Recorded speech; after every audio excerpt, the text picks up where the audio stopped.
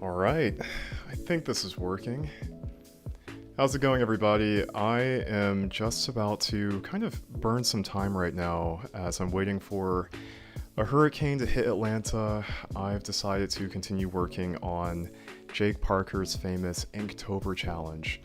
And what I'm doing right here, what you guys are looking at right now, is kind of a partially finished, but not really finished backpack that I started designing for number one, his prompt, which is backpack, appropriately named, and then number two, for my book series and my world building project, Kinix.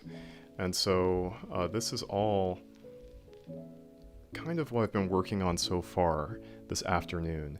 I thought I was streaming earlier because it said I was streaming earlier, and the internet actually cut out, and so I was sitting here talking to myself, listening to lo-fi beats, thinking that maybe I was in front of an audience of a bunch of people, and clearly I was not.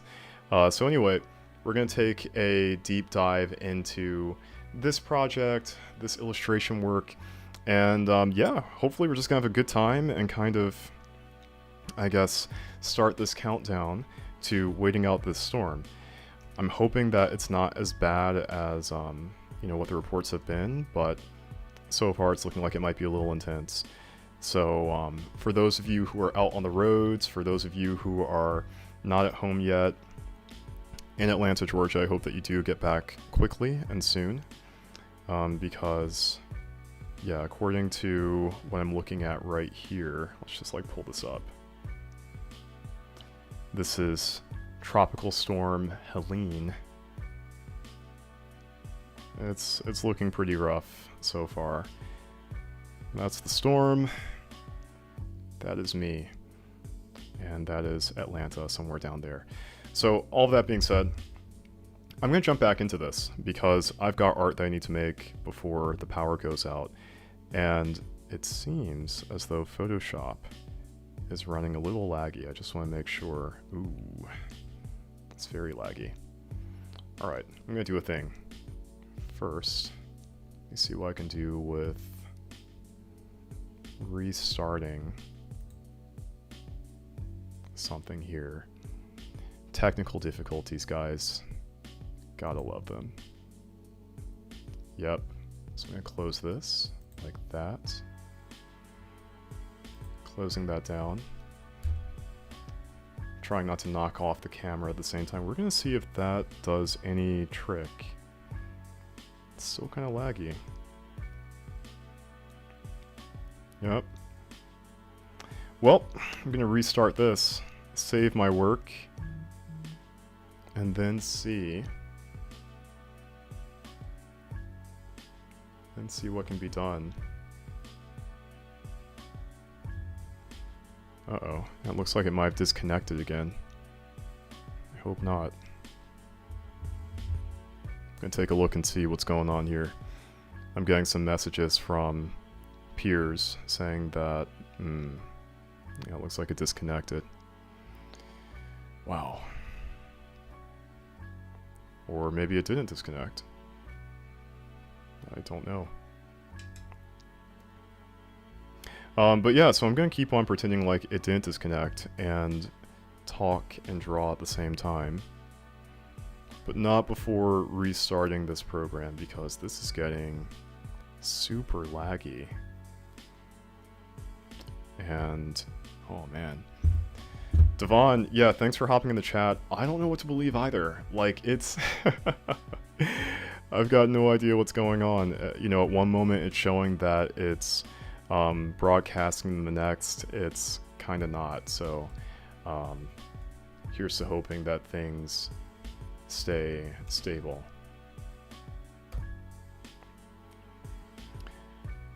Alright, so I'm going to try to get this back up and running. Let's see if that's going to do anything. Dude, my life is a lie right now. Okay, I'm going to save that. How are you doing, Devon?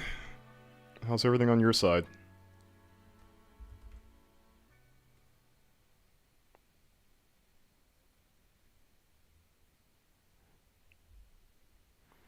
And it looks like this is saving in the background. I'm going to let that do its thing before shutting it down and then restarting it.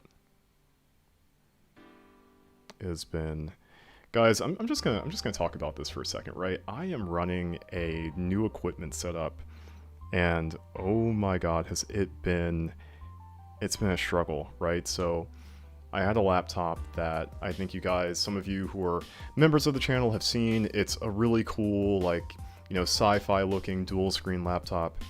And recently it stopped working. The operating system wouldn't boot up. It is still relatively new, maybe experimental technology, and so that's been causing me issues with my broadcasting, my content creation, and all of that fun stuff that you guys kind of like to watch on my channel. And so in the meantime, I'm going to kind of just talk about like what equipment I'm running right here. We're looking at a UG U1200, I think. And hey, Muckle Honey, welcome to the chat. Nice to meet you, Mac. Glad to have you on. Right now I'm talking about my equipment right now, just the kind of hoops that I'm jumping through to get things back up and running. So this right here, like I said, this was made by UG. It's been a really cool addition for just having something to kind of see your work as you draw and illustrate on it.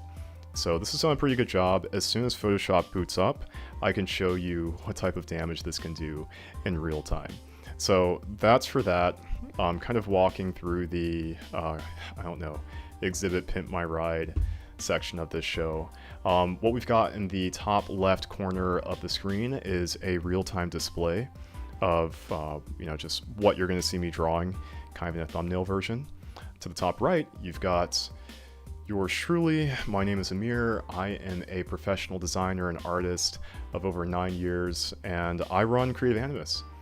That's a YouTube channel where I talk about my world building project, my fantasy novel mechanics, and all of the fun, you know, kind of oddities and wonders that kind of exist within that world and the many realms within it, from monsters to technology to magic and creatures. All of that fun stuff is all game. And so I'm going to continue working on that as soon as Photoshop loads. And it looks like it's getting close right now. We've got the boot up screen kind of loading in the background here. So here's to that, and here's to patiently waiting. In the meantime, I'm going to check to see what's going on in the chat.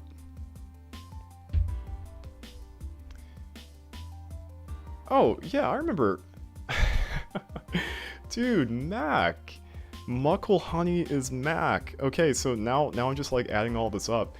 Mac, it's good to have you in the stream, dude. Of course I remember Devon. Yeah, Mac, guys, he is a friend of mine and Devon's.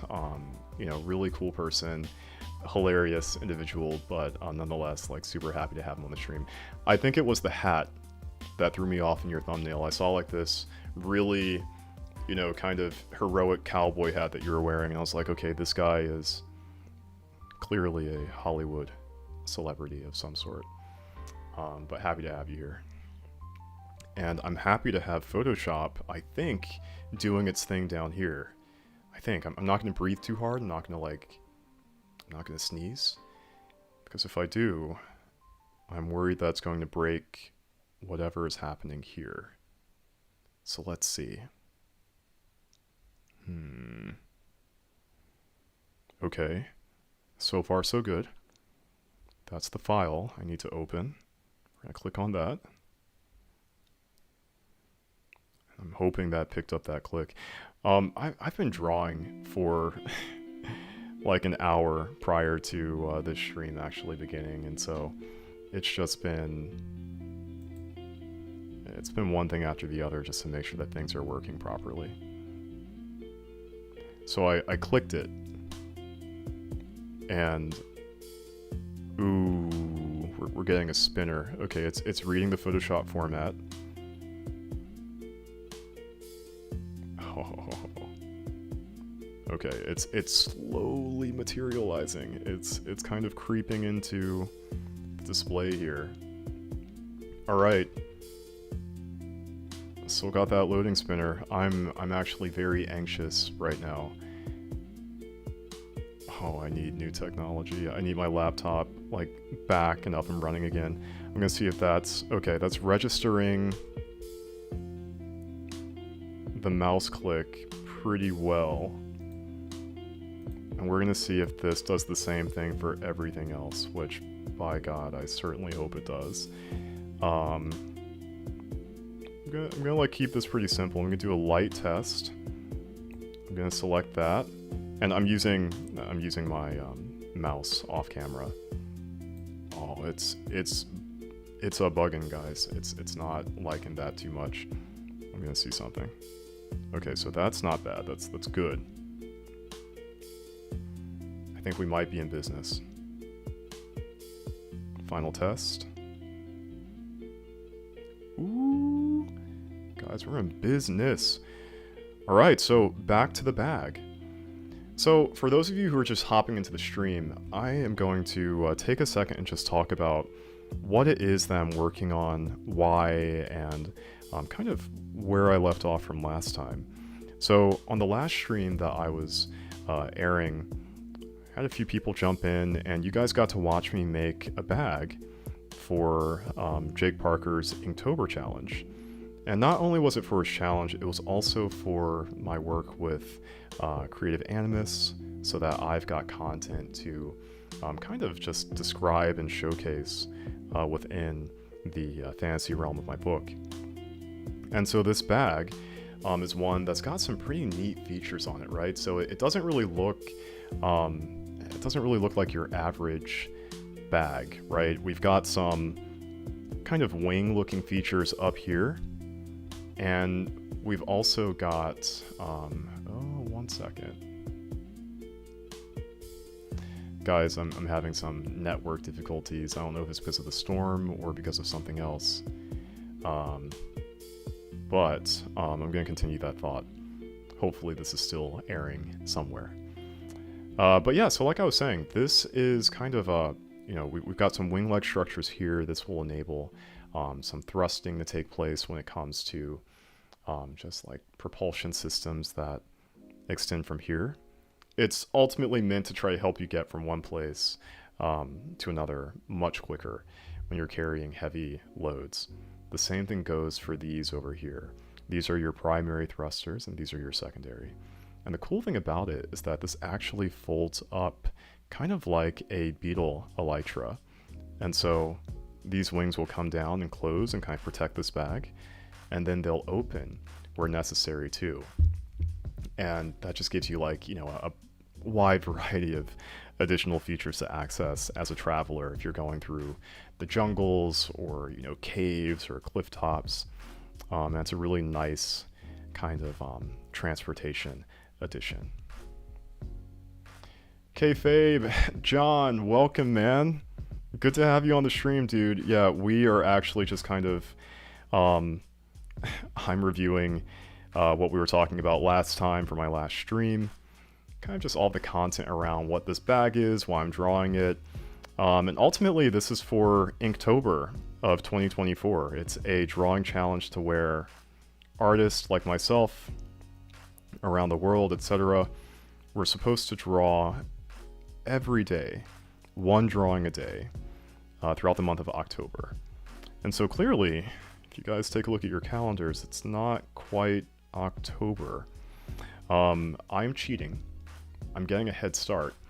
But no, the real reason why I'm doing this is because not only do I want to make, the content for Inktober, but I want to do it in a digital way as well too for the channel. I want all of this to have some sort of relevance with regard to Kinix and the world of Animus, and I want to do that in like a video format. So there's no way I'm going to get drawings done and then videos all in one day just to release them. That's just not happening. So what I'm going to do instead is get the artwork done. I'm going to kind of show the process like I'm showing right here. And then I will manage my personal take on Inktober that way. So that's kind of what's going on my end. But John, how about you? How are you doing?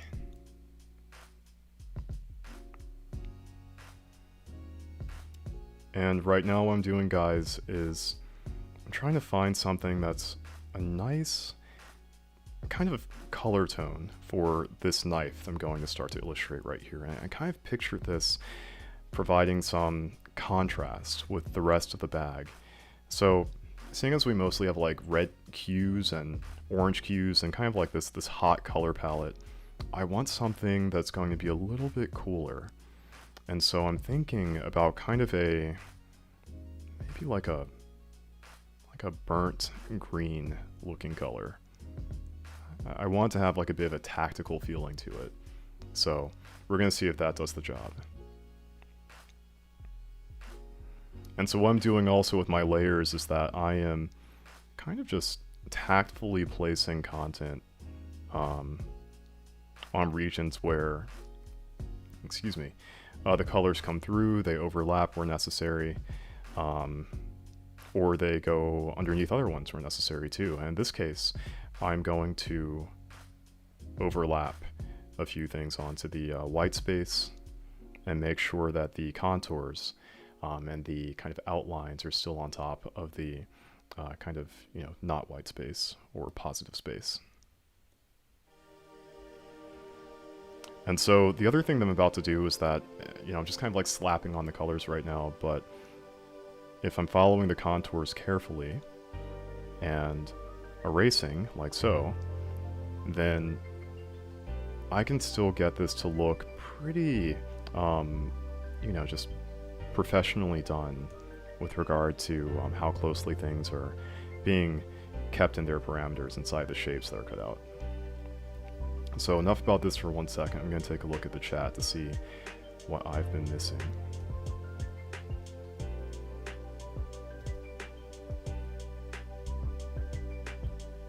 Oh, nice, dude. Yeah. John, I never actually... I was never really good at After Effects, so it's cool that you are. I think we were talking about this at the party. Yeah, great tool. You were saying that's got like a lot of similarity to Photoshop and Premiere, kind of if they had a child, this might be it. But I'm glad to hear it. That's really cool. Guys, I want to do a quick shout out to, K-Fade really quickly. Sorry, K-Fabe. I'm thinking about haircuts and fades. K-Fabe, who is in the chat right now. K-Fabe, he actually makes like gaming content, but specifically I think it's kind of centered around a lot of wrestling and fighting games. I personally am new to some of his content and kind of saw it by happenstance when we were at a mutual friend's party. And so, for those of you who like following wrestling and, wrestling games, in particular, K-Fabe is the guy to follow.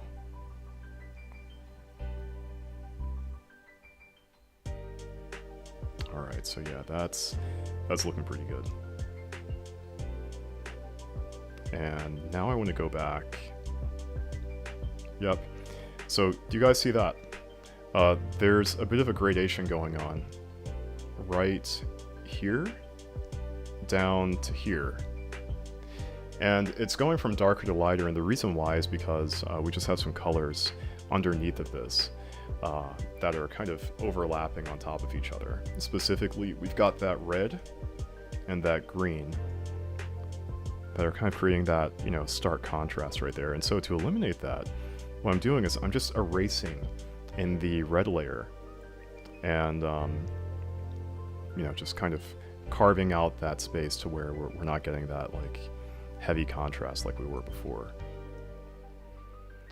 Yeah, Kayfabe, I'm actually... this is actually UG. It looks very Wacom-esque, doesn't it? But this is a different product. And so far, I have to say, it's been treating me really well. I've been using this as kind of a loner piece of technology, so to speak.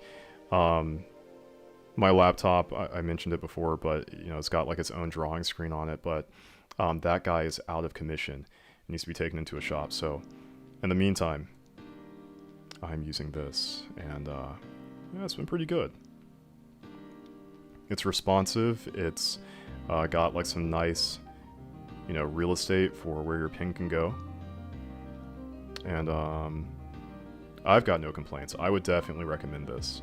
And I think I bought it on sale too. This was maybe 2 years ago. I've barely used it, but I'm kind of like dusting off the cobwebs and seeing what I can do, and so far I've not been disappointed.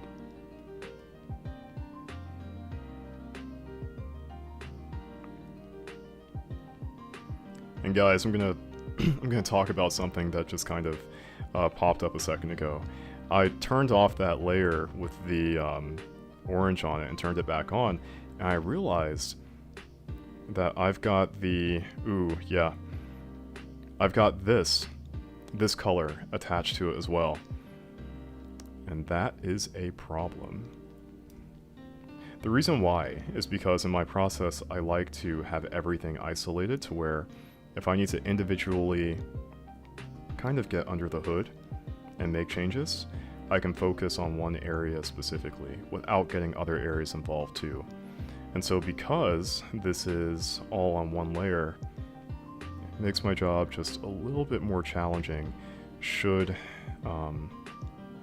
the obstacle arise. And so to make it easy, what I'm going to do is this. I'm going to go hands-free, not really hands-free, but my hands are going to move from this area onto this guy over here. That's my ergonomic mouse. Pardon the camera shaking. And I'm actually going to go ahead and just duplicate this layer.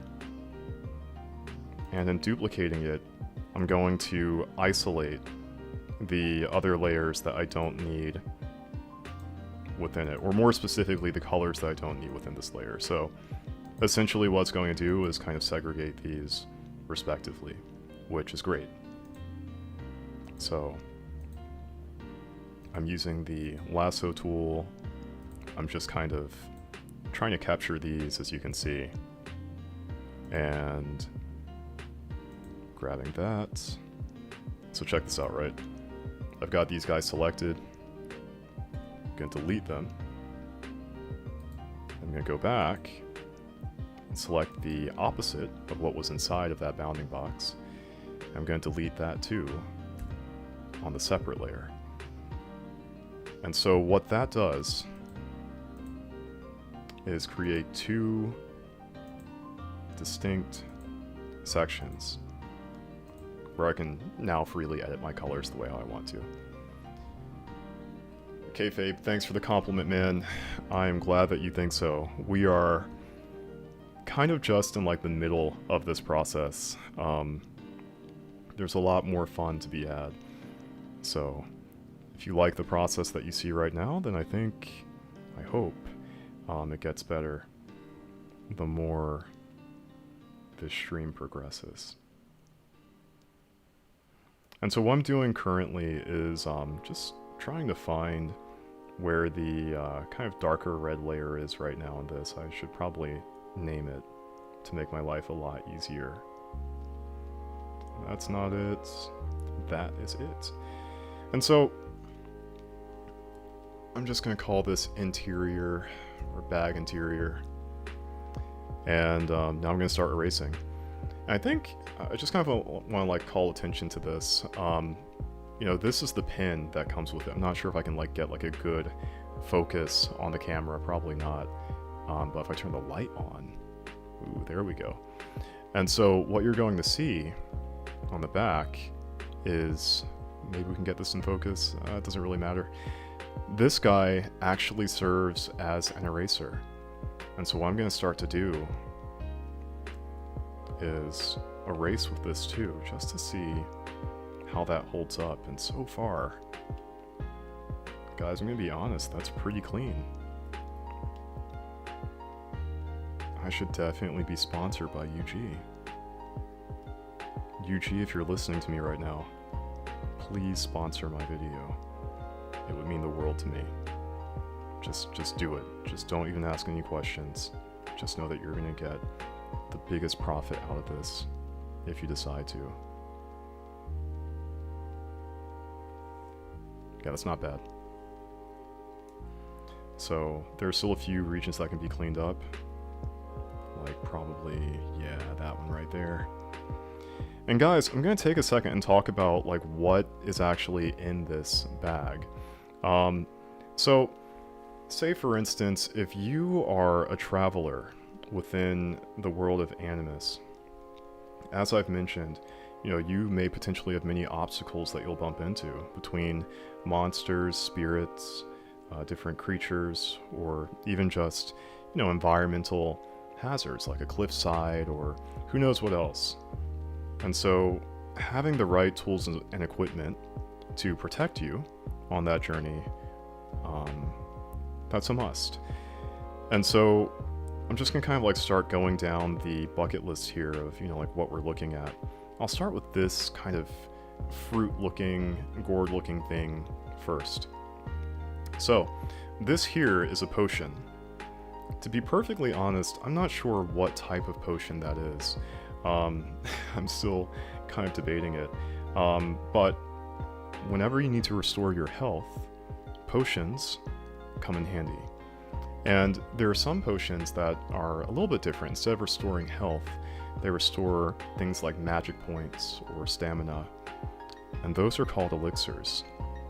And so this one here is more so kind of physically focused, or more so focused on your health, like I said before. And that's something that will be very important to carry on your adventures. And so this is what we're looking at in this kind of, you know, container right here. And I'm going to start to illustrate what that's supposed to look like. But not before labeling this first. So we're going to say potion. Got that right there. And now,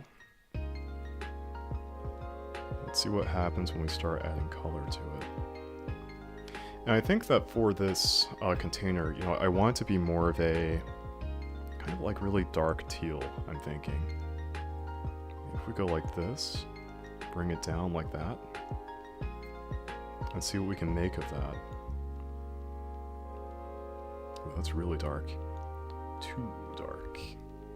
So I'm gonna make that lighter.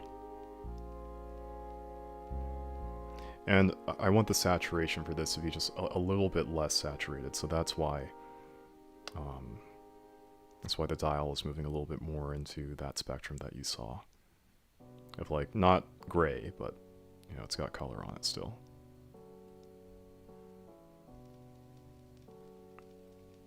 Okay. So that's not bad, I think. Well, I do want to incorporate, there's a nice kind of accent on this so that you can see that this is something that has a bit of a neon gradient affiliated with it. When you pick these up, I kind of want them to have a green like sheen affiliated with it. It's going to be dark, right? Like you're holding on to this, but as you start to manipulate it and rotate it, it's got a bit of a you know, reflective sheen into it. And I think that this color feels appropriate.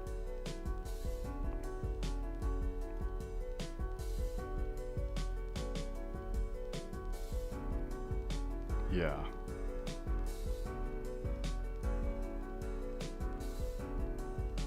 Just like that.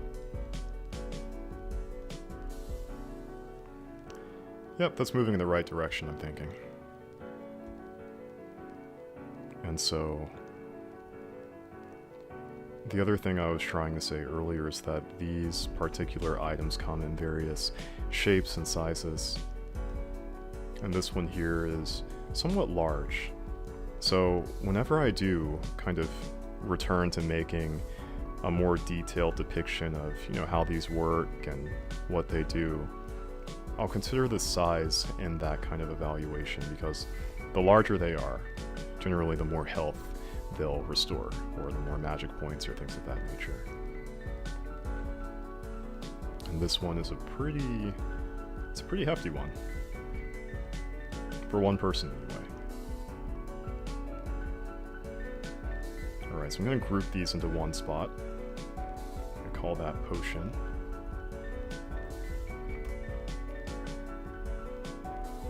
We've got the name duplicated, but it's okay.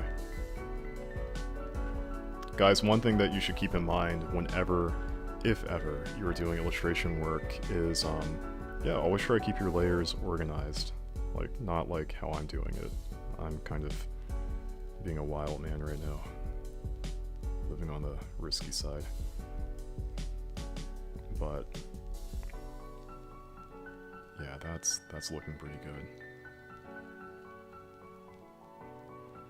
The only thing I am curious about now is, do I want that color to be that dark?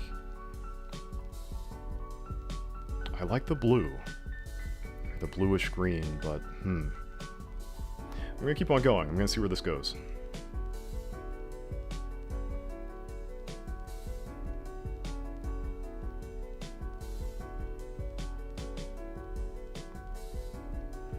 It's too dark.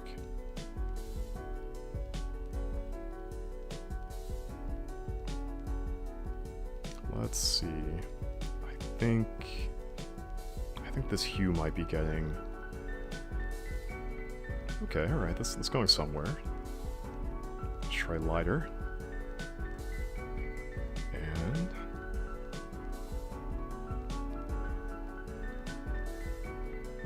I'm vibing out with that a little bit. Yeah, I think that kind of bluish hue is alright. I'm gonna zoom in again, and I'm probably going to end up replacing that darker turquoise back there. And for those of you who are wondering, right, like this is very kind of meticulous, so to speak, you know, for just coloring and all this detail, but all of it has its own valuable purpose. Like, it seems very, maybe OCD, but it's just, at least for my work, the amount of detail really makes it, everything has an importance to it. And I think this is certainly one of those moments. We're going to bring that around. I'm going to go back and I'm going to fill in those highlights, the right colors in a little bit.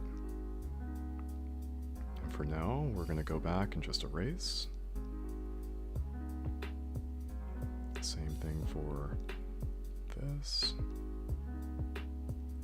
And because these are so kind of close together in terms of priority, color priority, I don't mind merging some of these together like that. This is like one of the, you know, taboos of kind of my art craft. Like, I hate mixing layers with different colors on them together, generally speaking. But because this is so small, I'm not too worried about this. It's very easy to replace if I decide to just like scrap it color-wise and just kind of do something totally different. So it's not that big of a setback. And I'm cool with that. And yeah, we've got some more of those hues right there. Some highlights.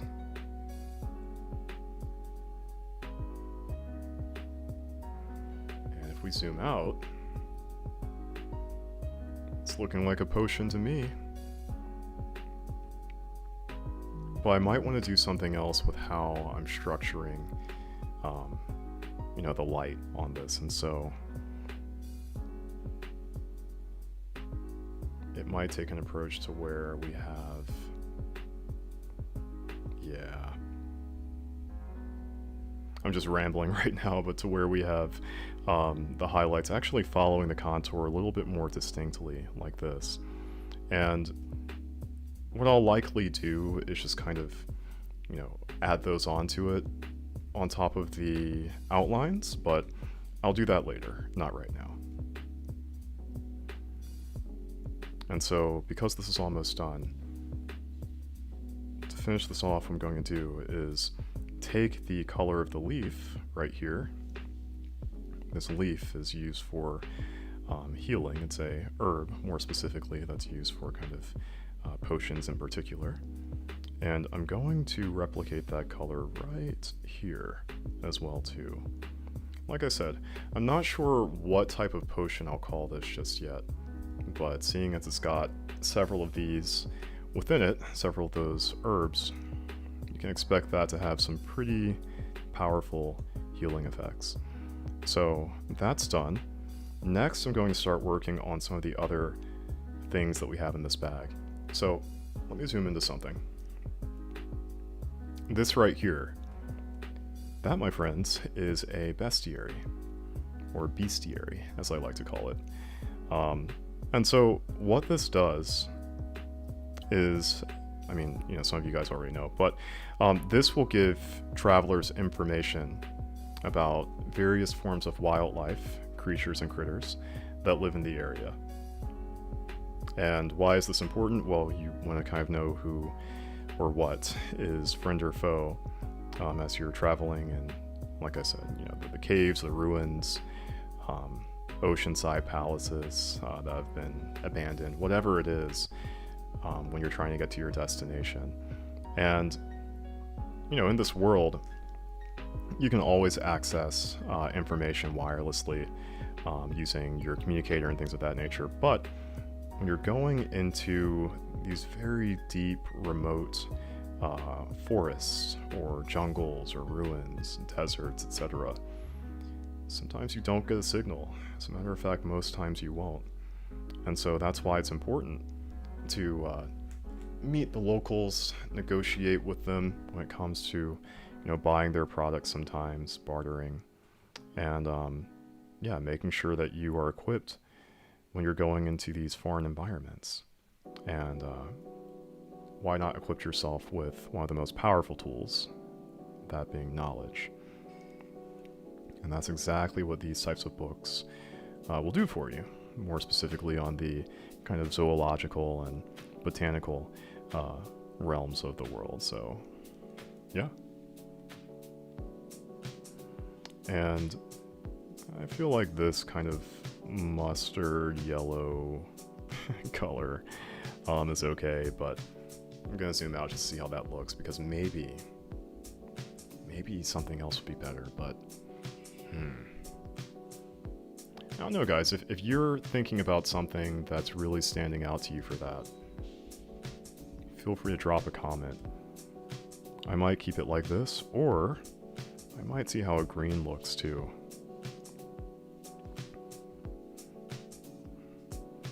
I feel like a green bestiary within a red bag will give you a lot of good contrast, visually speaking, and that's definitely what I'm going for. This is cool too, with the, you know, like goldenrod, like burnt mustard color that I'm talking about, but I might be able to push this a little bit further.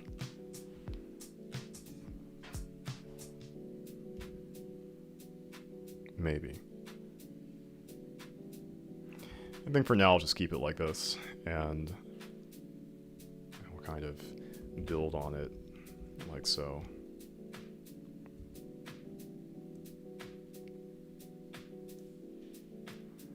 One thing I'm trying to do with concept art like this is keep the amount of detail rather contained, right? So that means not having too many colors in too many places at the same time, you know, for each thing. And the reason why is because that really speeds up production, and production is very important when it comes to kind of churning out lots of work like this. So I'm going to continue sketching. I'm going to take a little bit of my attention. I'm going to put it onto my phone to see if this stream and its chat is still streaming, because I've had such bad luck today with connectivity issues. So let's just do a thing here and see what's going on.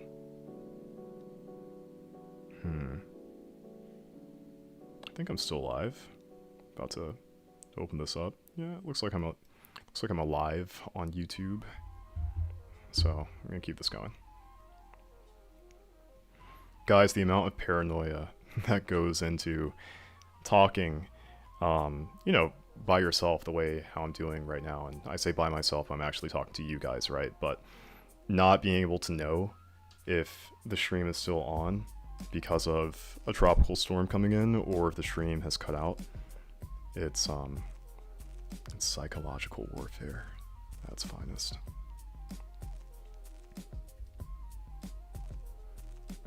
I think that's pretty cool. I'm vibing out with that. And for that silhouette, I'm just gonna go with something that's a bit high contrast.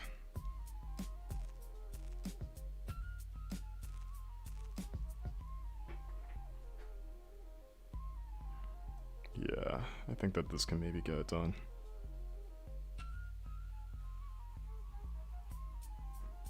Yep. So this might be like some sort of avian creature or something of that nature. When I made this shape, I was just kind of thinking about like field guides and different animals within. So for whatever reason, I kind of made something that was in like a bird-like shape. But yeah, that's what that is. So I think we're in a good spot with that. I'm going to come back to this when I add more detail to like each of the objects with shadows and highlights, but for now, I'm going to move on to something else, and I'm going to wrap it up by saying that this is the book inside the bag, and I'm going to move on to the next thing here. So I'm just going to do like a quick zoom out just to see like how close this is to completion. Right now, I've got the kind of metal armaments covered in the red that, you know, they need to be covered in, that kind of paint job, so to speak. And next, I still have left the knife, the thrusters, and some more of the items inside too, not to mention the, you know, highlights and the shadows for this. So I do want to do one thing. I'm just going to like put this as a placeholder to make myself feel better about this. I'm going to carve out a nice cast shadow, one that makes sense. That doesn't make sense. That's better. Close off that shape. And I'm going to fill that in just like that. And I'm definitely going to come back and kind of, you know, give that the appropriate treatment it needs. But for now, yeah, that's going to look like a cast shadow. And one thing that I want to talk about with my process is that, you know, really kind of carving out basic shapes to get the idea as to like where things should go, how they should be structured. That's very commonplace for this. And so that's why we've got this very basic triangle, right? But eventually that triangle might turn into a detailed, you know, representation of what this bag shadow will look like. I mean, it will eventually turn to that, but yeah, that's just, I don't know, that's my process. Donna, thank you. I appreciate the compliment. Devon, and thank you. I am glad to know that I'm alive and that I'm still alive. I didn't know. Dude, the lag is real. I just want to like, I want to call attention to that. So, you know, the feedback is definitely appreciated. Thank you. And, you know, it's not laggy. This idea for what color I'm going to use for this knife. And I'm just going to like put something down. I want this to have a bit of a tactical look to it, right? I don't want it to be too loud and too out of place for somebody who's traveling in the jungle or wilderness. And so with that, this is actually going to follow kind of some camouflage elements that you might expect in our world. And what that looks like is something probably a bit more like this. So I'm going to get like that nice army green. I'm going to use that as a kind of base tone for this. And specifically for that sheath, it's going to kind of adopt some of those army green and, you know, tactical camouflage cues that I'm talking about. So we've got this, we're going to come around, curve that around, bada bing, bada boom. And we've got that first layer of the knife kind of etched out. And now for the second layer, I'm going to introduce a kind of dual tone here. So that's going to look like this, and maybe something a little bit lighter, like here. This might be too vibrant, but we're about to see.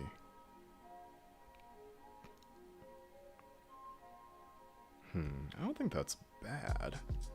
I'm not against that. But maybe just desaturating it a little bit. I'm going to desaturate that by about this much. Very minor, right? But important. And yeah, fill this in like that. And I think I'm liking that kind of dark to light transition here. And mind you, this will all be accentuated with like the right shadows and highlights later, but for now, you know, this is kind of how that's looking. Let me zoom out. It's kind of clean. The contrast needs to be better, specifically between, you know, the cast shadow, but how about this? I'll just knock that out right now because I've got something in my mind, and I want to see how that compares. Alright. Just naming the layer. And now, about to put some more detail on the layer. So yeah, let's see how this looks. We're going to go with a brighter color for that handle. And you can already see how this is starting to fight against the cast shadow over there. And from a visual perspective, this color choice is, you know, intentional. It's meant to carve out its own shape within the kind of competing shape that you're going to see there with the cast shadow. That's going to be very dark. If this were all very dark, it's very easy for it to blend together and just to get, like, you know, really muddy. But if it's got some lightness to it, then we can get something that kind of starts to speak for itself over here, like that. And that's what I want. So, high contrast, darker areas versus lighter areas, and that is what's happening right here. And now it's just time to clean all of this up, which won't take very long. Oh, that's not what I want. I'm actually going to turn on the pressure sensitivity for this a little bit. And this lets me kind of just provide a little bit more versatility around how much I take off when I'm erasing. And I think that taking all of this off is kind of enough. Like that's getting, I mean, yeah. That's getting that knife kind of cut out the way how it needs to be. And now I'm going to do the same thing for the accent portions down here. And as you can see, that's really easy to handle and manage too.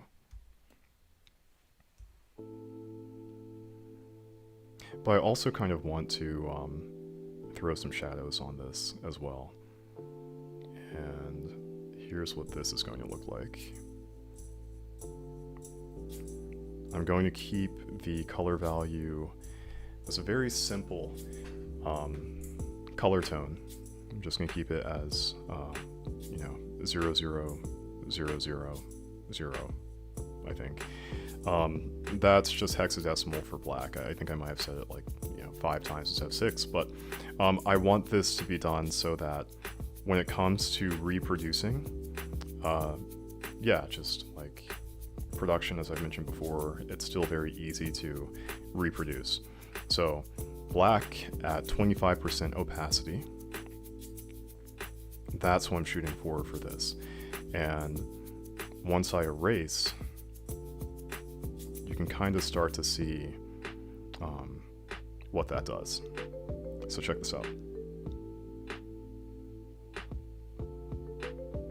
We've got some shadows there. We've got some left over here. And because the color tone beneath this is so similar to the one above it, it almost looks as though this starts to blend in, right, with the color that we have above, which isn't a deal breaker, but I kind of want to see how this looks if it's darker.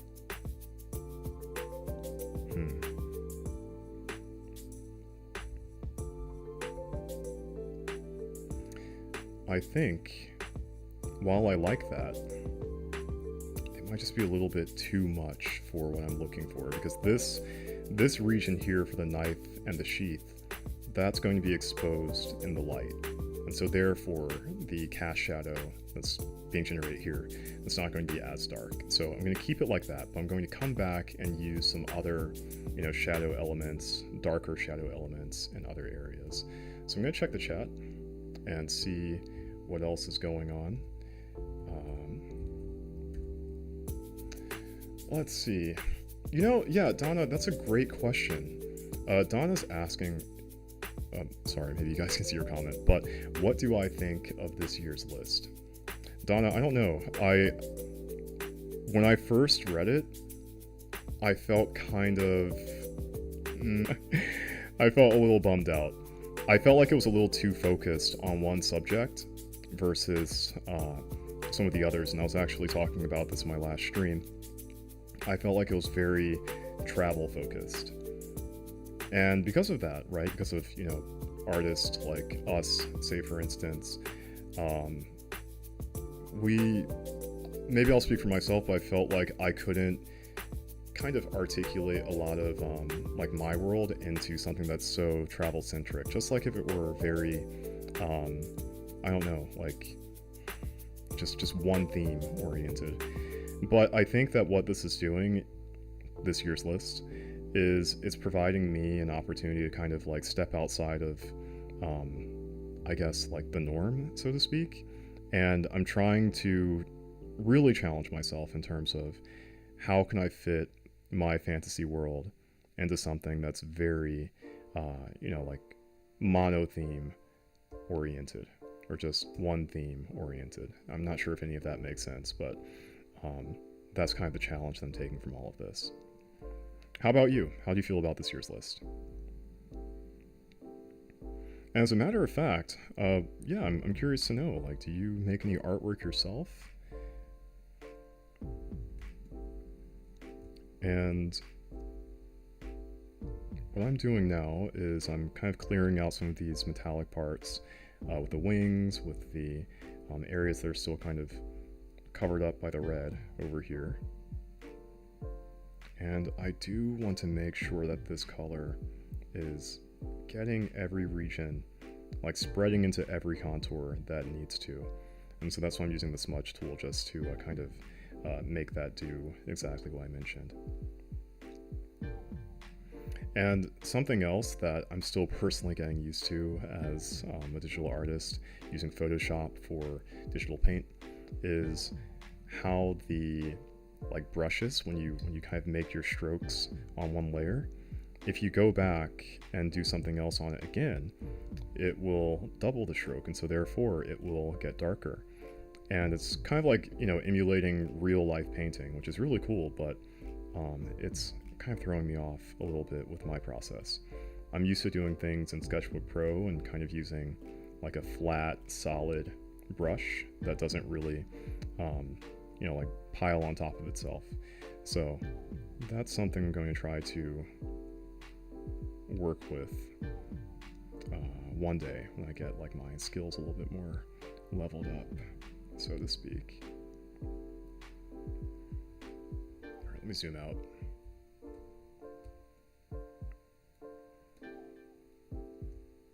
Alright, I'm about to start putting on some of these chrome looking effects on like the metal and things of that nature, so stand by.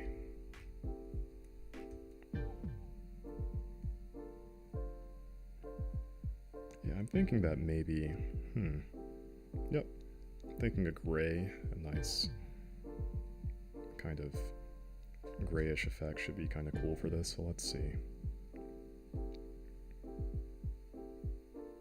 Yeah, it feels appropriate.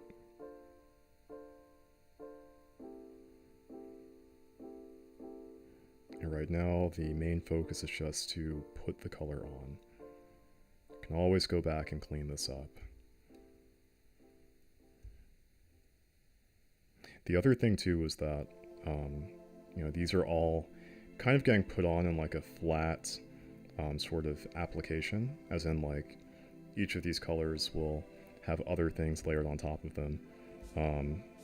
Highlights, shadows, but just to capture the basic kind of shape and, not shape, but color for the shape.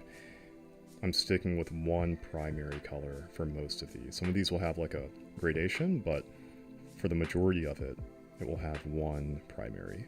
And that's also just to kind of like maintain my style that I envision for my world. It's very kind of cel-shaded, comic book-esque, and as such, comic books tend to not really go on overkill with how many colors they put onto one particular character or feature or things of that nature.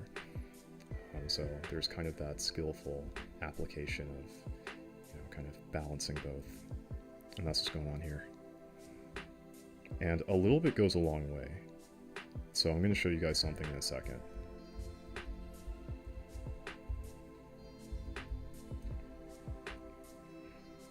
Let's see. I'm going to read the comments. Let's take a look.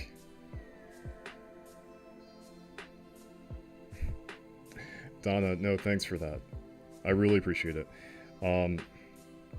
Yeah, I'm trying to take ownership as best as I can, given my style that I like to try to create, and given the themes that are currently present.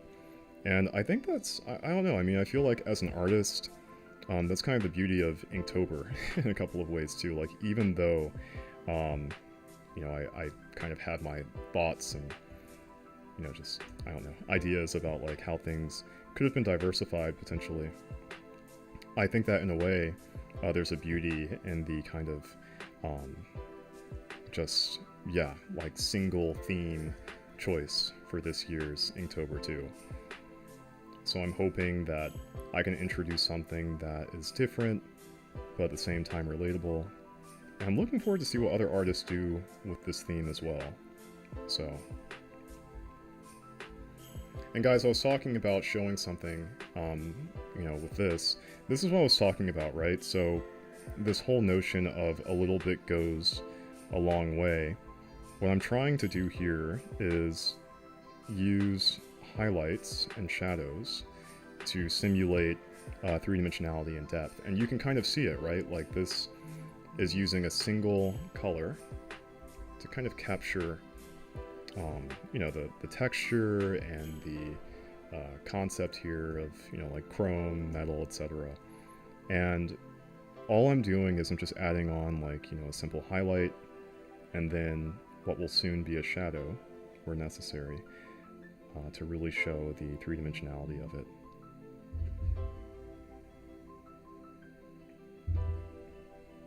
And we're going back to using black I'm gonna make this one at like a 25% opacity, so it's not gonna be super dark. And with that, I'm thinking, because of where the light is coming from, there's gonna need to be something a bit like this. Potentially. And then I'm gonna keep this flat. I don't need this to be round for this go around. And with that, we've got this, you know, projected depth within the thruster itself here. And that's exactly what I want. And that stark line right there too. That's what I want as well. So when we zoom out, we've got that. And we're just going to put the same kind of effect onto the second thruster over here. Now the difference here is that because this is much farther away in focus, the level of detail doesn't need to be as intense. As a matter of fact, the lighting isn't even going to really show as much from that angle on the inside of the thruster. And so just making this whole thing dark serves in my best interest, I think. And I might even go as far as adding a shadow right here to really round that out, like this. Yeah, boom. I think that feels good. And so, you know, I started kind of throwing some shadows onto places. I'm going to put some more on in other areas too, where they belong.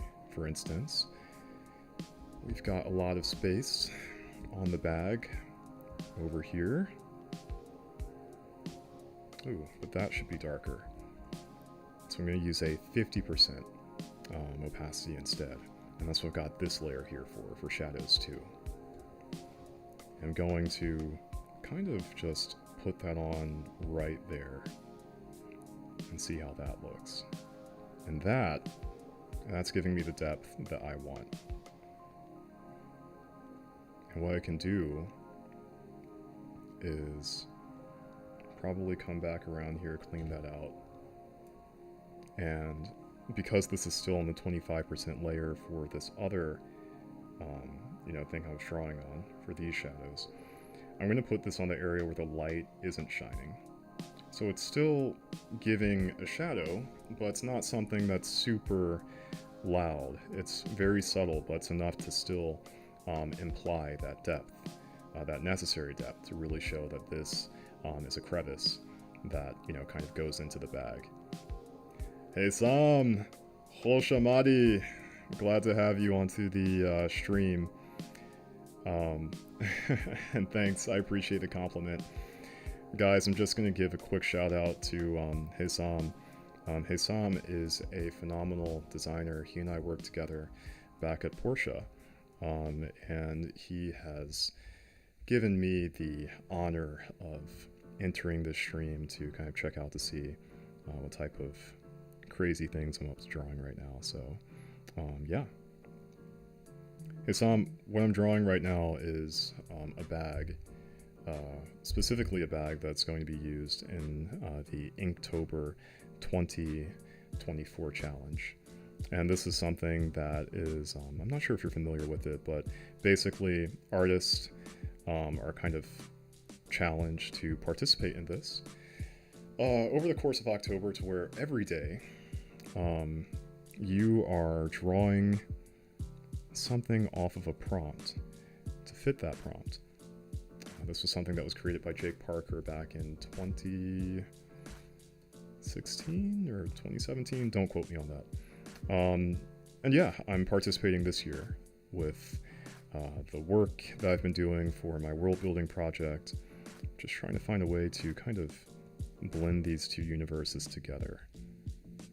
And that's what we're looking at right here. This is something that you're going to see within the world of Animus and the connected world of Kinix within it.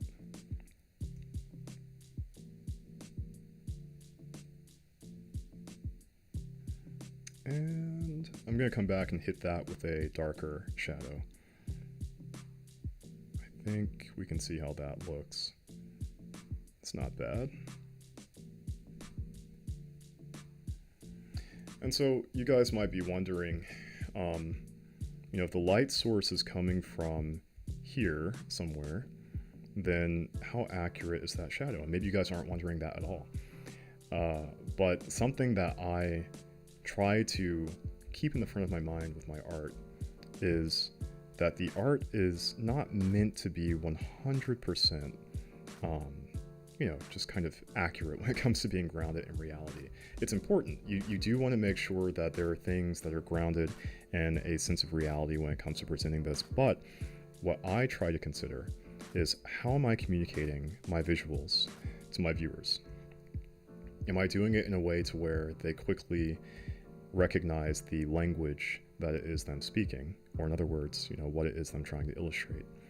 And that's one of the most important things that I try to prioritize in my art. So if that's not really getting done, then I do feel as though it is at more of a disadvantage than an advantage for what it is I'm trying to make. And so that is why you'll see in some instances shadows or highlights that are a little bit more exaggerated than what they actually would be in real life. This might be another example, as a matter of fact. But at the end of the day, I think it's all worth it when it comes to just the way how I'm trying to communicate my style to readers.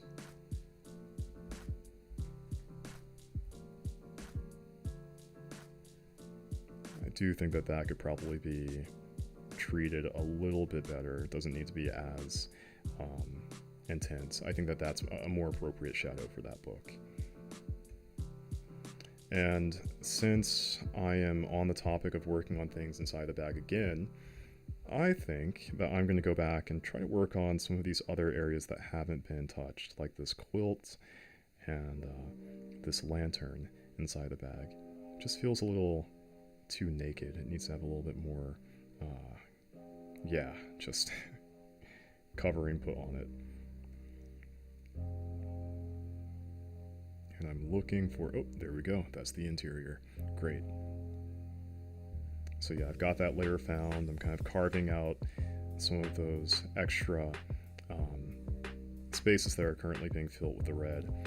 And now I'm just going to go ahead and start detailing these. So I think that I want this quilt to be a little bit more of a, what color should the quilt be? I can go for maybe a green. I've got enough orange already. I don't want that. I don't want a yellow. It needs to be something that would make sense in the jungle. And I think that something that's more of an earthy tone, like a green, might work for this. So, yeah, I'm going to stick with green. It's going to be green.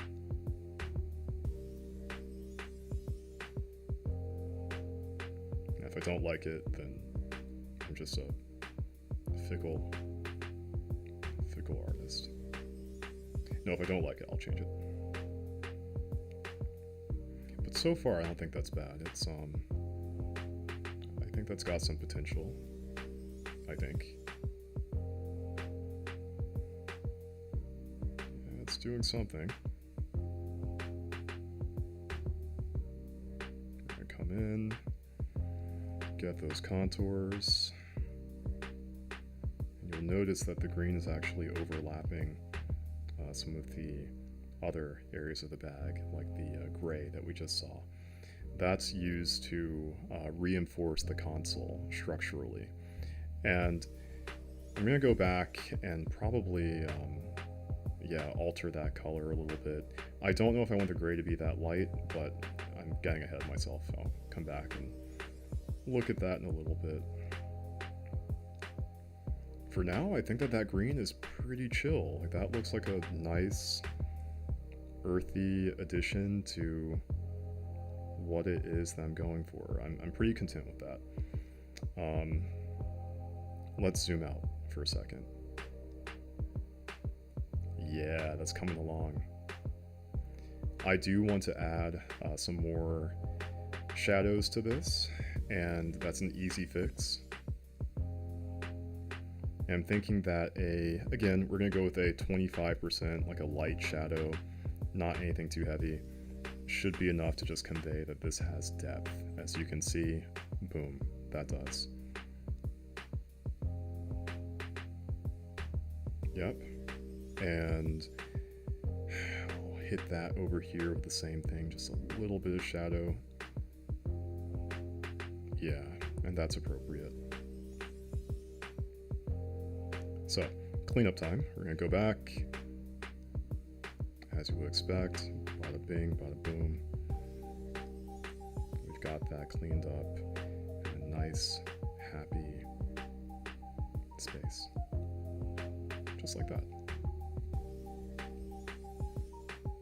And speaking about cleaning up, there are other areas that definitely need some attention. Like, check out this guy. Like, we don't want that. It's gotta be full. And then this kind of corner that we see over there.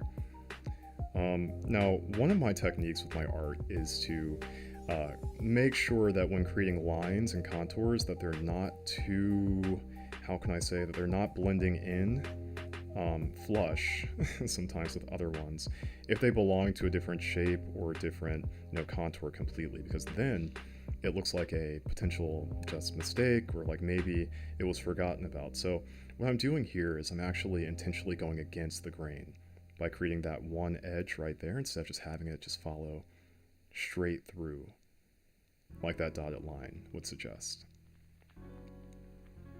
And now I'm gonna go back.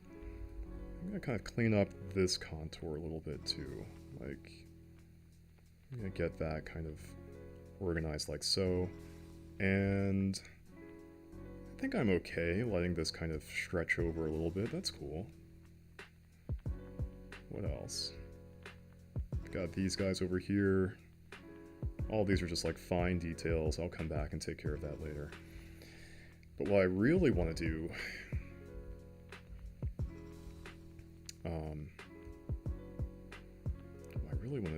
is kind of get that taken care of too.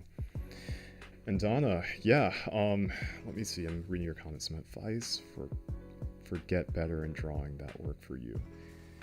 I think you mean what's some advice, and correct me if I'm wrong, but what is some advice for getting better at drawing that works for me?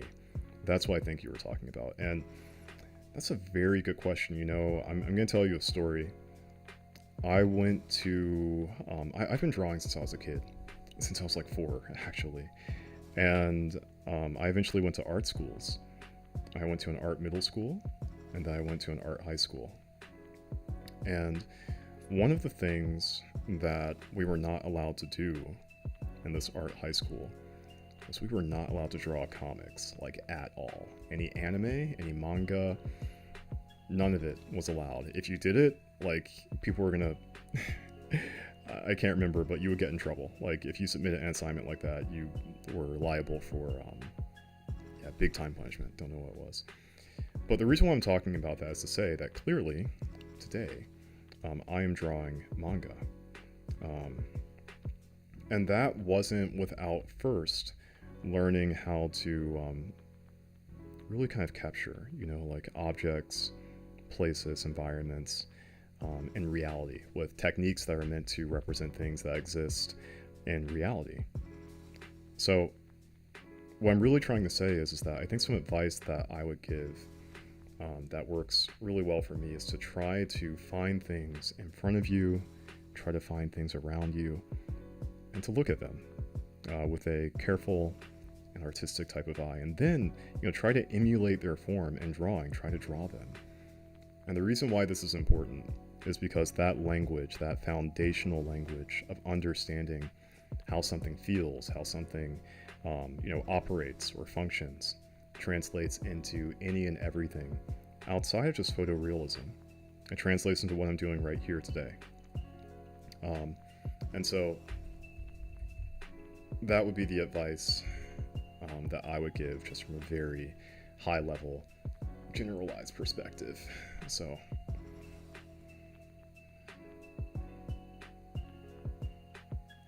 And I know that everybody's kind of at their own unique place when it comes to their art, skill wise. But maybe something else I would say is to never get intimidated by, somebody else who's drawing Mona Lisa, say for instance. Like, it's maybe for me, maybe I'm just like speaking for myself a little bit too. I remember feeling that when I was in my middle school and my high school. I remember looking at other people's art and thinking like, wow, like not only is that amazing and beautiful, but also, how am I ever going to get to that level? Like that's insane. That's crazy. And I didn't get discouraged, but I know that sometimes I probably looked at it from a perspective of like, comparing perhaps. And it's nice to study, but don't look at somebody else's skill level sometimes, and let that kind of dictate where yours is in the moment. And Donna, yeah, observation sketches go a long way. I would say a lot of observation sketches, those definitely kind of leveled up my comfort the most. But then also just, learning how to manipulate a pen really well or a pencil really well. I think that the more you sketch, especially observation sketches, the better and the more comfortable it is for you to use the tools that you're kind of drawing with, and that becomes like a muscle to you. So yeah, lots of observation sketches, and then, just kind of honing your technique that way. When you feel like, or rather, when you get to a place in which you can effectively photorealistically draw something, then I think that that's a good point to start branching out into different styles. Apparently, Pablo Picasso, who we're all, I'm sure, quite familiar with, he was also a photorealistic artist. He knew how to do photorealism very well. And as you guys know, he does did very abstract work, which became his, bread and butter for his artist name. But that just goes to show, that observation sketches, photorealism, it takes you a long way, stylistically even, when you start to hone your own style after kind of mastering some of the basic techniques.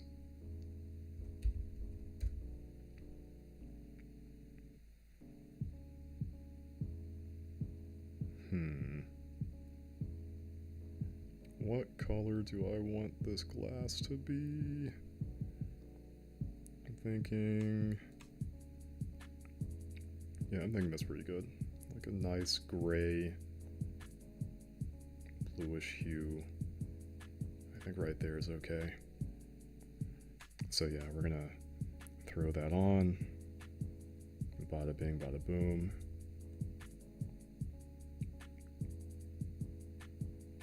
Yeah, not comparing yourself is pretty hard sometimes. That's totally true.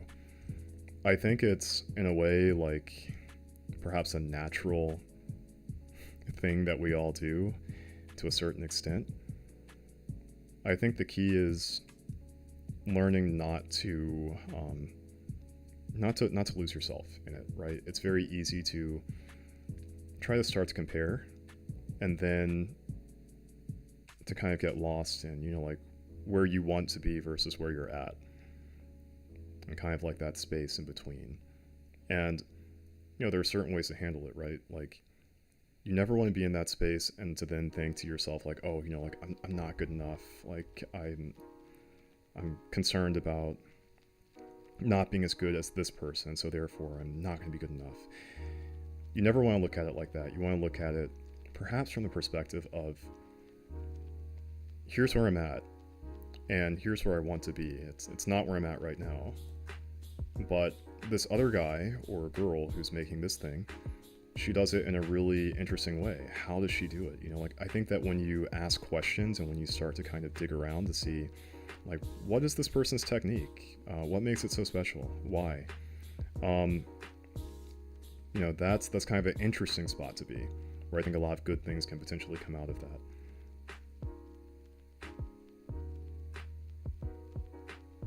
I can relate to that for sure. I've been in that place many times and still am in a couple of ways too, even with my work.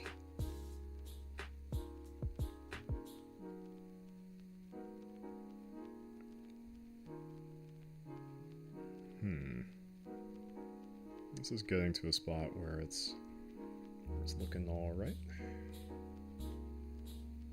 But I wonder if I want this to fully come around. Let's just see something. It's not bad. I'll take it. I'll bite.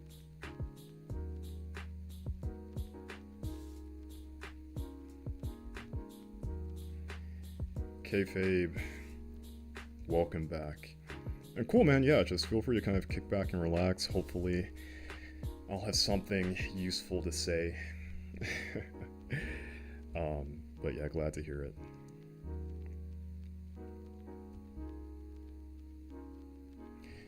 Let me see. Donna, you're asking me if I have an artist that I...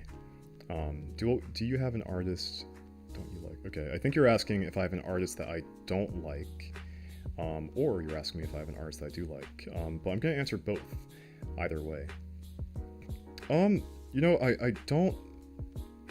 I can't really... I think that everybody's art is, you know, their own craft. And I think that with that, right, like, even if it looks very different, or very foreign, or, you know, like, maybe... whatever it is, I think for me, one metric that I try to measure when it comes to, you know, like, my appreciation of art is what went into making this? What was the narrative? You know, why was this made? How? Etc. And I think that when I see a lot of effort artistically that goes into all of that, like a logic behind it, I can't help but to appreciate it a lot.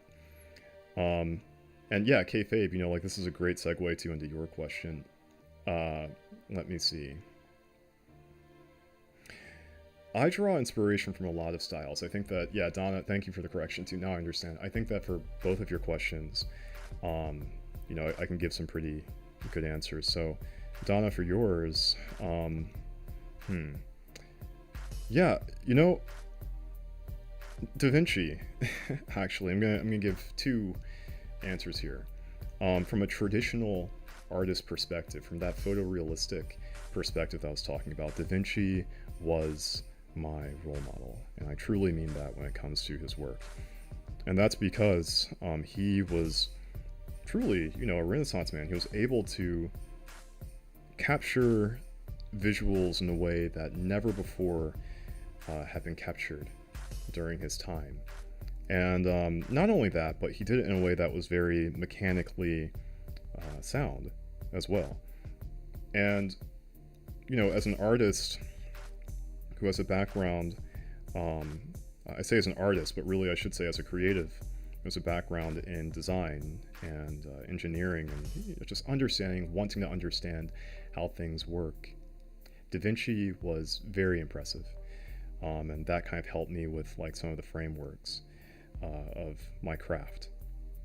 And, you know, going back to your question, Kayfabe, I think, yeah, Tetsuya Nomura and Hideo Kojima, well, I'll just kind of start with, like, Tetsuya for now, and since we're just talking about, like, visual arts, his work with Final Fantasy, with Kingdom Hearts, with a lot of those games, in particular another one that's like a bit more of a niche, not so well known game, but Brave Fencer Musashi and Musashi Samurai Legend, all of those really emulate this kind of wholesome, at least to me wholesome, like, style of, like, anime manga that's just very, you know, it's really distinct. It's very stylistic. It's very iconographic.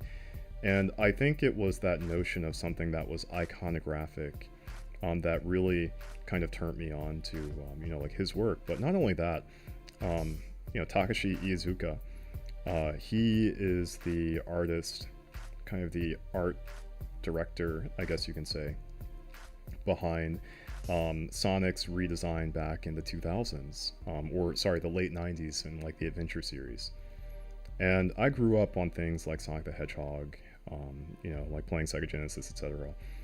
And when I tell you, like when I saw Sonic go from 2D to 3D, like, dude, I freaking lost my mind. I was like, yo, this is so dope. And it wasn't just because of the, like, you know, platform hopping or things of that nature. Really, it was the style. It was something to where I saw characters and visuals to things that not only was I familiar with and already a fan, but they were done in a way to where everything was kind of like represented as its own, like almost logo or icon. Like when you take a look at Sonic, when you take a look at like, you know, Tails or like Knuckles the Echidna, yeah, it was almost like this like graffiti logo kind of style. And I was like, yo, this stuff is dope. Like I want to be able to emulate that one day. And so those artists definitely played a very big style, especially when it comes to you know, this kind of world building content that I create for Kinix and for the world of Animus. So you'll see a lot of those similarities in my style here. And Donna K, it's okay. Your English is fine. You're doing phenomenal. If you don't mind me asking, where are you from? My other languages can use some significant improvement too when I'm not speaking English, so I totally understand you. I'm looking for... Where are we? I am looking for the red that's used for the metal for this bag. Yep, found it. Alright, I'm gonna clean this up. So if I do a thing, come around this way. Ah, that's hideous. What's going on? Okay, yeah, so I see what's going on. I'm trying to get rid of that feather effect that you see here, this kind of like, you know, fade, with the dark red going into the normal red. And that's been solved. Okay, that was because of the interior layer. Taken care of. If I zoom out. Okay, so I was talking about trying to fill up the rest of this bag with color, and we still are missing a few things. I'm about to start putting this in. So, this tarp. What color do I want the tarp to be? I think a dark green feels right. I'm gonna do a dark green for that. And one of the reasons why I'm going for green, outside of the whole, you know, like camping, forest trekking sort of theme, is also for the purpose of contrast. Red and green are contrasting colors, and so therefore, if you're able to use them correctly, you can really kind of communicate a nice visual language and contrast between colors and styles within a composition. So I think that this one's just a little bit too dark, which is okay. And so I'm going to replace that with something a little bit lighter here. Ah, Donna, okay, so you're from France. Amazing. I took French when I was in high school, and to be honest, I did terrible, unfortunately. I was horrible. I wanted to be very good at speaking your language, and unfortunately, oh, yeah, I wasn't. I had to wake up very early to get to my classes. We had to drive a long way from my part in my city to another city. And whenever I get to French class, I would always fall asleep. Unfortunately, I would always fall asleep. And I got in so much trouble because of it. But that's amazing that you speak Francais. So that's cool. And the Hades game is really beautiful. Yeah, in terms of the graphics, the style, I'm talking about graphics, but just the overall art direction of that game. I think it's super cool. I never played it, but I've heard good things about it. And so, one day maybe, one day. And guys, I'm going to talk about something really quickly. What I'm doing with this tarp is, you know, I'm going to actually go ahead and make sure that this kind of, one second, this shape for these shadows isn't anything that's like a straight line or anything. I want it to be kind of rough on purpose. And so that's going to come down, that's going to kind of sharpen itself like so, and maybe I'll just add a little bit more rigidity to that one. And same thing for this. Before cleaning it up like that. And guys, using this eraser part, I just have to say, like, this is so cool. I love this. Just switch from pen to eraser and boom. So UG gets another win for this tablet for sure for that. And as you can see, that just cleans up really nicely like that.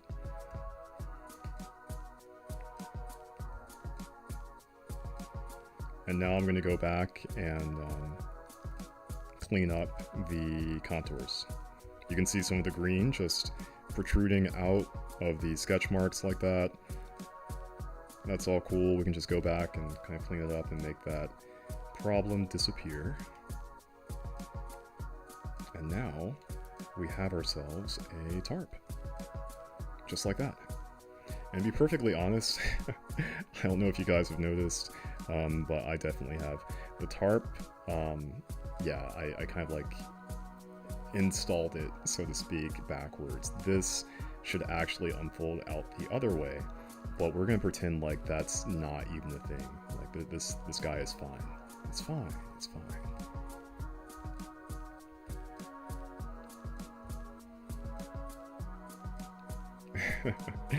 And Donna, no, I'm glad to hear it. I'm sure, come on. Writing in my language is difficult, I have to say. Like, I think that literally for any almost like Western European language, definitely Western European languages, writing in English is weird. We have so many weird rules and things of that nature. We have so many contradictions when it comes to our writing. So it's okay, please. Like, that's such a normal thing. People who are native English speakers still have issues with writing English properly. I mean, just because it's a different world, it's a different beast.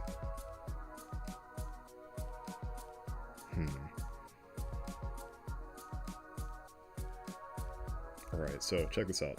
I'm about to add some shadows onto the bag again. And I think this might be a little too dark, but we're about to see. If I zoom out and just see how that looks at a distance, that is not bad. I'm going to keep that. I'm going to clean that up. I'm going to keep it. And the reason why, again, is this.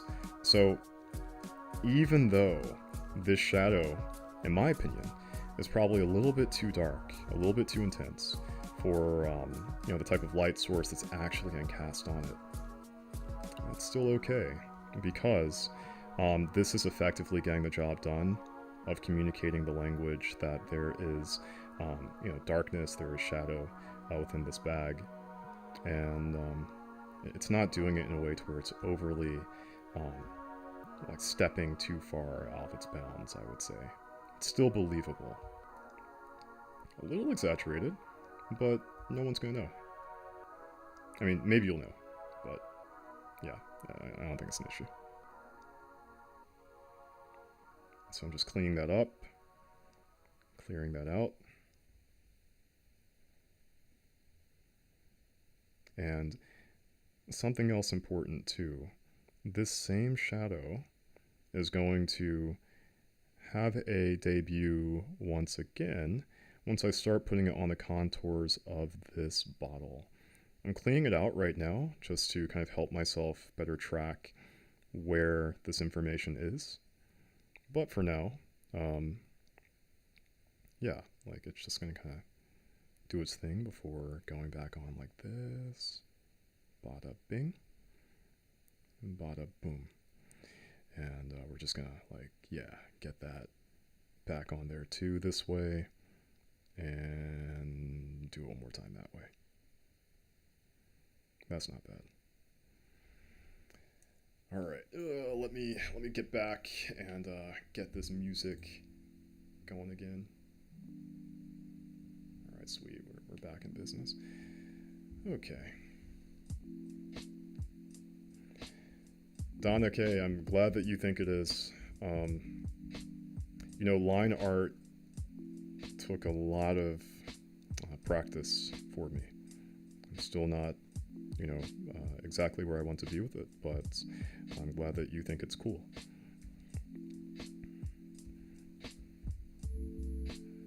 I think it's one of my favorite parts of my process, to be honest.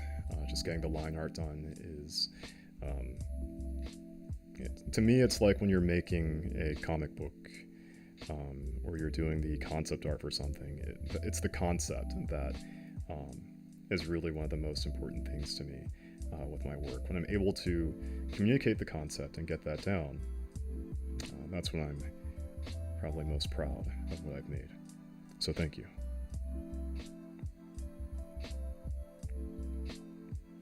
Let's see. I am going to probably wrap this up in a little bit because, yeah, there is a big storm. For those of you who have entered into the chat, there's a big storm that's coming pretty soon into my city, and I need to make some food. I need to prepare for that just in case, in the likely case, power cuts out, which means that my microwave will not work, my electric oven will not work, blah, blah, blah, blah, blah. And so I gotta make sure that I've got food for survival purposes. I'm really hoping that this storm isn't like insanely crazy because, yeah, weather in the US, global warming certainly seems to be a thing. I don't remember seeing this country ever get hit with so many tropical storms and hurricanes in 1 year. I lost track of how many we had been affected with, but I think just to date it's been at least 3 or 4, maybe. Guys, I'm looking for the knife layer. I just found it. There we go. Yeah, okay, that's what I want. Bringing that over like so, just some tiny details to tweak.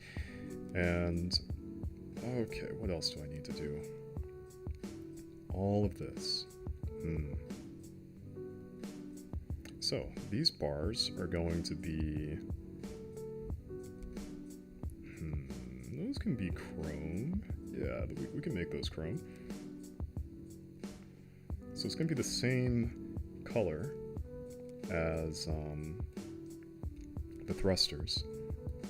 So I'm going to use the eyedropper tool, go down here, take that, and bring it right up here.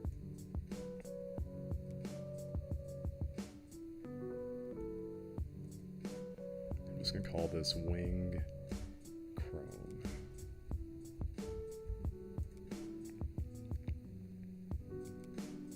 You know, I totally swore that I captured that color, but I guess not. Okay, there we go. I'm going to go back to this. Cool. Dunsky.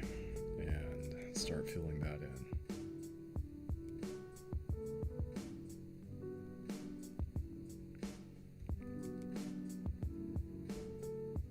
I'm going to do the same for this guy over here.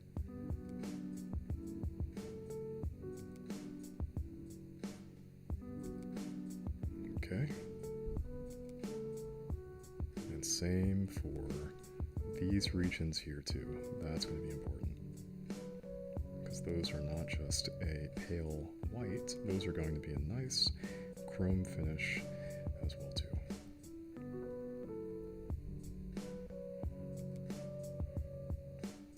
And just going to clean that up, clean this up too.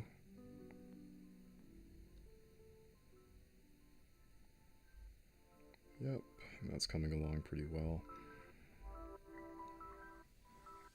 I have to say, I think one of the cool things that you know, I kind of like about this is that I had this idea in my mind about how this should look, how it should kind of work, and I kind of feel like this is getting really close to that image. Hopefully. But I feel confident that is.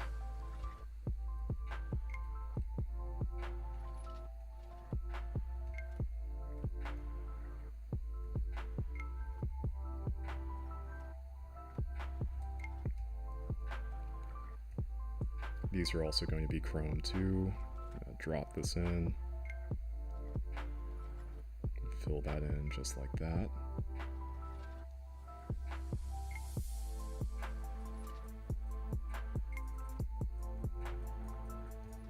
Same for this.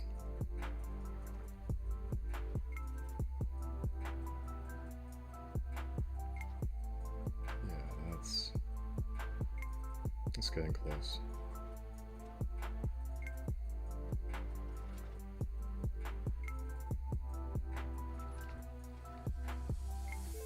I'm gonna kind of jump ahead to something, even though I just like hit the mic with my pen, my bad.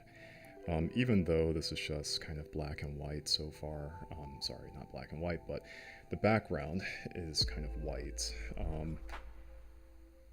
I'm wondering what this would look like with more things on it, maybe a different color, but I'm not gonna get too crazy. I think what I will do eventually is I might play around with the idea of throwing in a prop in this. Maybe like some tropical leaves, or you know, like a sight behind a bush or something of that nature, to where you're peering at the bag.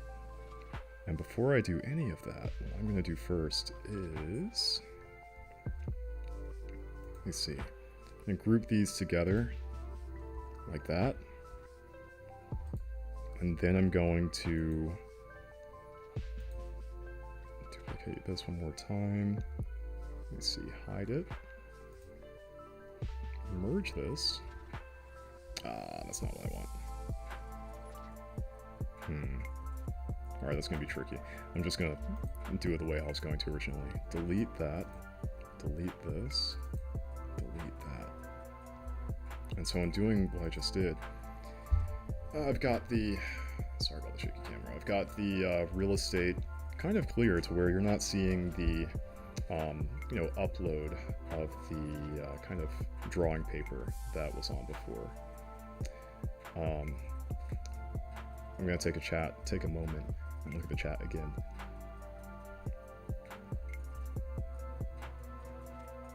Ooh, nice, Donna. Yeah, I'm glad. I'm glad that you've that I've been able to bring some inspiration to you. Really, it goes a long way. But yeah, like, feel free to just go into Inktober, make some really crazy ideas. I'd love to see what everybody, yourself included, is making.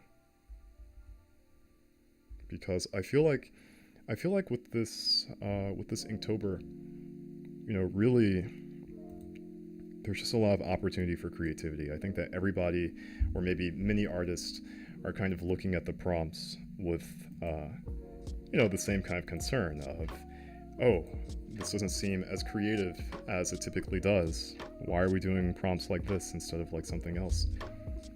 But if you're able to do something that's really fun and that's really unique, Donna, then, you know, I think that you certainly should. And I would love to see what you come up with.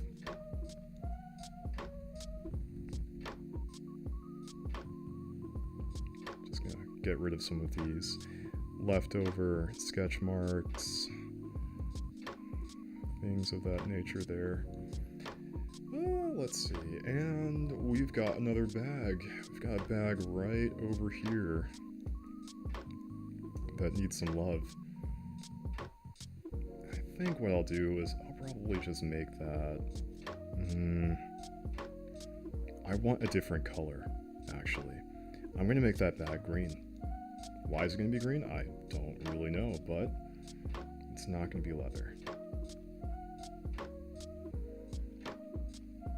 Part of the reason why I want this to be green instead of leather is because I want to create something that's got some more contrast on it. Orange and blue contrast really well, but between that kind of spatial vacancy of the red and the blue straps, I think that a green just is a bit more, it provides some more contrast. And that is what I'm going to aim for.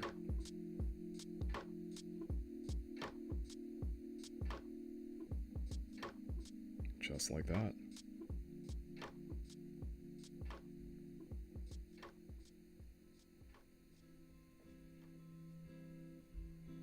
There we go.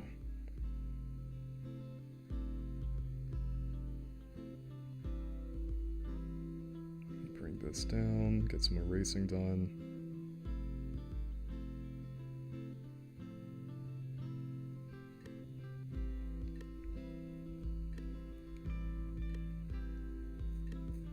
Yeah, I'm liking where this is going.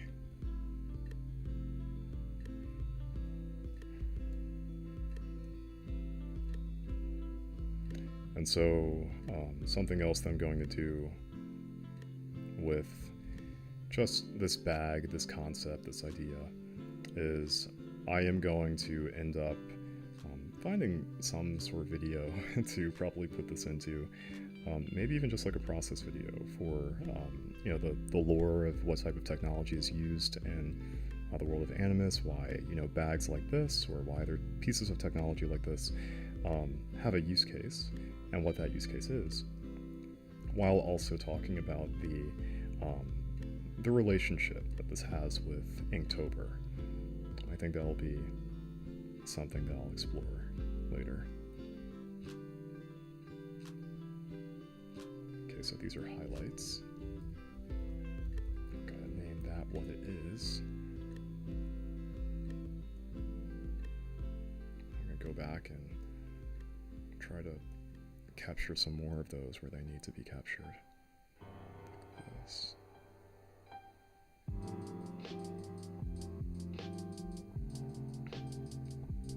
Yeah.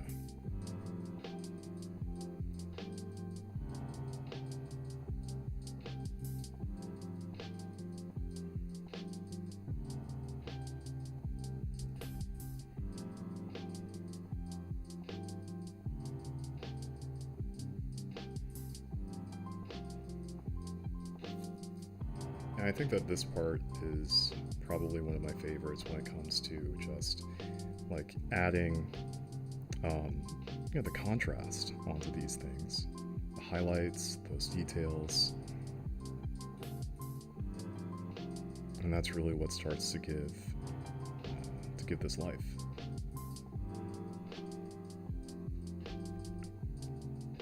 And really, it's a whole new layer of depth, as you'll see. I don't know if this bag really needs a whole lot.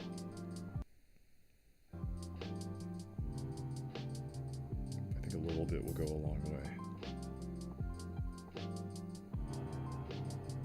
And by bag, I'm talking about the leather portion, guys. I don't want it to be too shiny.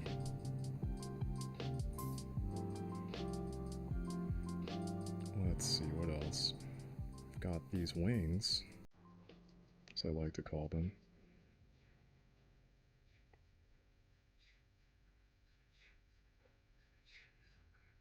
Yep. Have this right here too.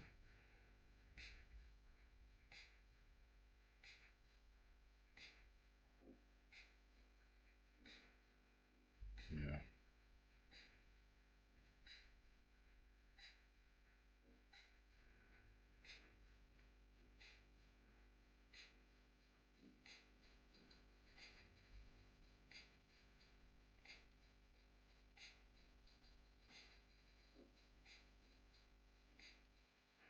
I'm gonna take that off. I actually don't need the sheen on that part of the bag. Or do I? I'm being indecisive. Yeah, I'll keep it on.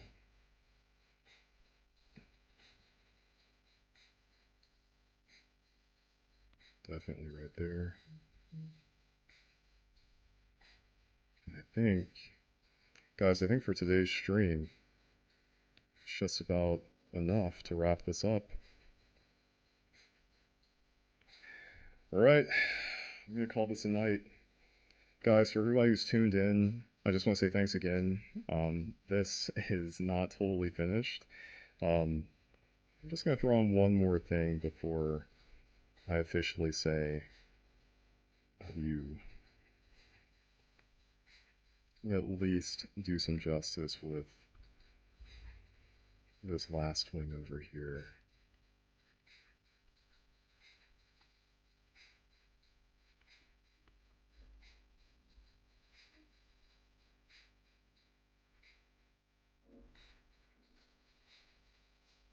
I think that's enough for now. Alright, yeah, guys, sorry for the fake out. I was just gonna say, you guys have been awesome. To everybody who has tuned in, to everybody that's been watching. I'll be doing more of these in the future. I'm shooting for every Tuesday, and you are going to see many more Inktober prompts as I'm continuing to illustrate these. So I just want to say thanks again. Thanks for tuning in. Donna K, thank you so much for tuning in. And I'm going to call it a night. So until next time, guys, peace and stay safe. Cheers.